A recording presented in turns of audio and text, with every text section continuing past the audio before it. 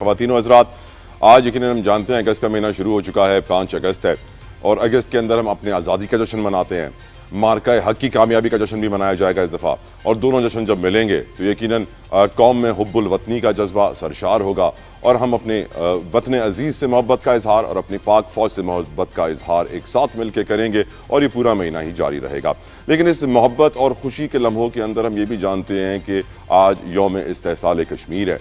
کشمیریوں پہ مظالم جو ڈھائے جا رہے ہیں، 2019 میں آرٹیکل 370 ریووک کر کے جو اسپیشل سٹیٹس تھا کشمیر کا وہ لے لیا گیا، جس کے بعد سے ظلم کی انتہائیں ہو گئیں، کرفیو لگایا گیا، انٹرنیٹ بند کیا، گولیاں ماری گئیں اسٹریٹ۔ یقیناً جتنی مذمت کی جائے اسی کام ہے، لیکن اس وقت شکست خوردہ مودی پریشان ہے، اور مودی اس لیے بھی زیادہ پریشان ہے کیونکہ ہمارے سپاہ سالار field marshal chief of army staff کی جو ڈپلومیسی ہے وہ کام کر گئی ہے، جس کے بعد انڈیا پہ مزید ٹیرف لگ رہا ہے، انڈیا کے تعلقات ڈونلڈ ٹرمپ کے ساتھ خراب ہوتے جا رہے ہیں، ڈونلڈ ٹرمپ روز دھمکیاں دے رہا ہے، انڈیا رشیا کے ساتھ اپنے کانٹیکٹس بڑھا رہا ہے، تیل خرید رہا ہے ان سے۔ یہ سچویشن پوری ہم ڈسکس کریں گے، اور آج چونکہ 5 اگست بھی ہے تو ہم یہ بھی جانتے ہیں کہ پی ٹی آئی کی احتجاج کی کال تھی۔ پی ٹی آئی کا احتجاج کہاں پہنچا، کس طرح پہنچا، کس نے پہنچایا، کون ایکٹیو ہے، کون ایکٹیو نہیں ہے، کس طرح یہ احتجاج ہو رہا ہے، اس کے اوپر بھی آج پروگرام میں گفتگو کریں گے۔ وداؤٹ اینی فردر ڈیلے میں گفتگو کا آغاز کرنا چاہتا ہوں۔ ویلکم کروں گا اپنے مہمانوں کو۔ کراچی اسٹوڈیو میں مجھے جوائن کر رہے ہیں رضوان فرام پاکستان تحریک انصاف۔ بہت بہت شکریہ رضوان صاحب آپ کے وقت کے لیے، جزاک اللہ خیر۔ ہمیں جوائن کریں گے مرزا اختیار بیگ صاحب فرام پاکستان پیپلز پارٹی۔ نعیم قریشی صاحب بھی ہمارے پروگرام کا حصہ بنیں گے، سینئر اینالسٹ ہیں۔ سارے مہمانوں کا بہت مشکور۔ پروگرام کا آغاز کرتے ہیں کیونکہ رضوان صاحب ہمارے ساتھ موجود ہیں۔ رضوان صاحب، یقیناً آپ کی پارٹی کے لیڈر کو آج قید میں، جیل میں عمران خان کو 2 سال مکمل ہو گئے ہیں۔ 2 سال پہلے جب عمران خان گرفتار ہوئے تھے آپ بھی گرفتار ہوئے تھے، لیکن آپ رہا ہو گئے، وہ رہا نہیں ہو پا رہے۔ آج کے احتجاج کی کیا صورتحال ہے؟ کیا آپ سمجھتے ہیں کہ پی ٹی آئی کا احتجاج آج کامیاب ہوا ہے یا ناکام ہوا ہے؟ And what are the reasons behind it? Rizwan Khanzada صاحب۔ بسم اللہ الرحمن الرحیم۔ ایاک نعبد و ایاک نستعین۔ بہت شکریہ طلعت جتوئی صاحب۔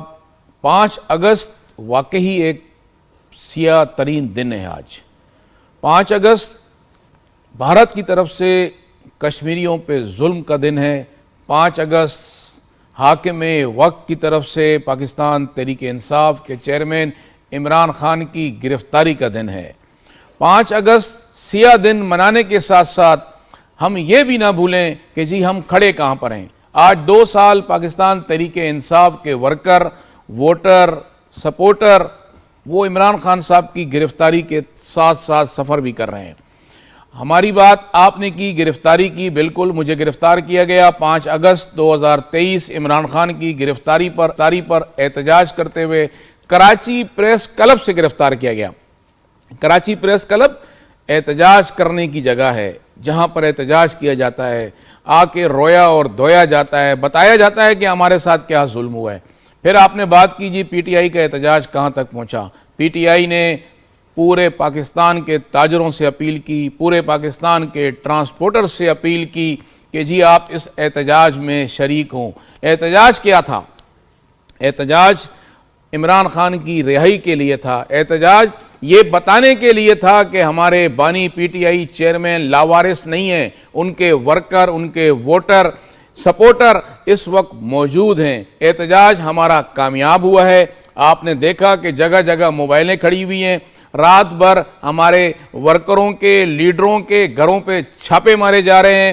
اڈیالہ کے باہر کینٹینر لگا دیے گئے ہیں۔ کل رات سے کینٹینر کم پڑ گئے اور اڈیالہ کو کینٹینر کے ساتھ بند کر دیا گیا ہے۔ احتجاج یہ نہیں ہے کہ ہم رکشہ جلائیں گے، احتجاج یہ نہیں ہے کہ ہم سپریم کورٹ پہ حملہ کر دیں گے، احتجاج یہ نہیں ہے کہ ہم بسیں جلا دیں گے۔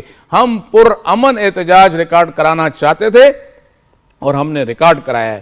میڈیا گواہ ہے، سوشل میڈیا گواہ ہے، اخبارات گواہ ہیں کہ ایک ایک سندھ کی یو سی، ایک ایک گلی، ایک ایک چوراہے پہ پمفلٹ بانٹے گئے ہیں، لوگوں کو جگانے کے لیے، لوگوں کو بتانے کے لیے کہ 5 اگست سیاہ ترین دن ہے۔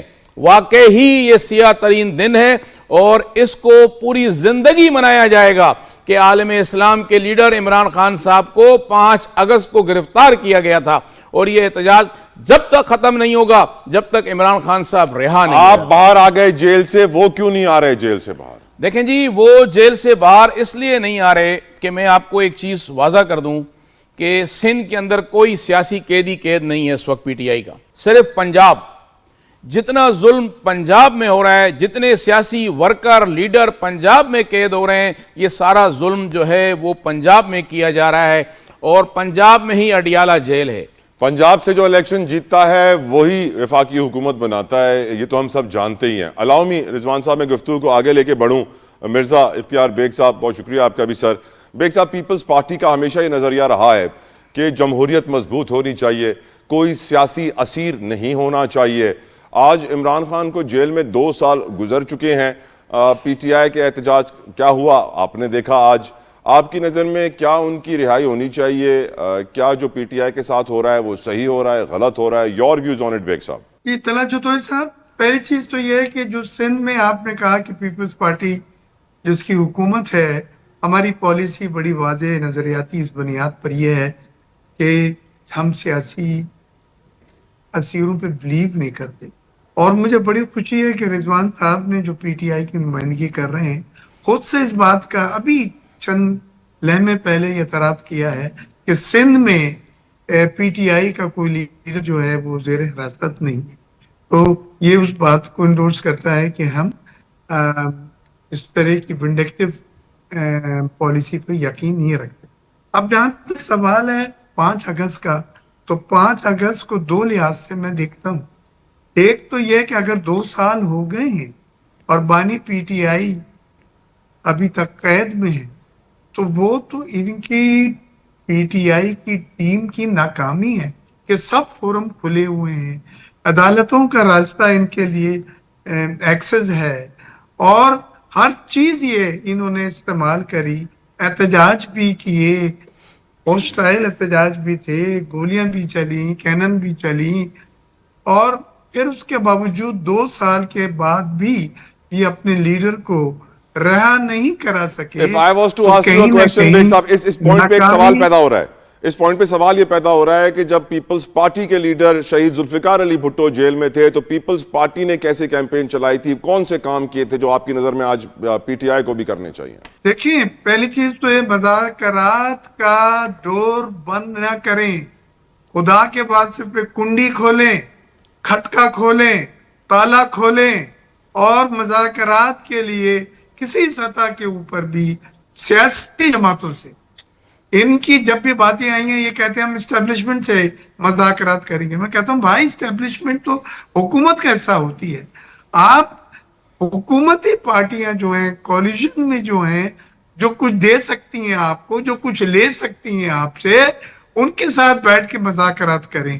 اور ابھی آپ نے دیکھا کہ سینٹ کے الیکشن میں انہوں نے ایک ہلکا سا تھوڑا سا دروازہ کھولا تھا مذاکرات کا، اور ان کو پوری 6 سیٹیں جو ان کی تھیں، جو ان کی عددی حیثیت تھی کے پی کے میں، وہ سیٹیں ملی ان کو، وہ سینیٹر شپ ملی ان کو۔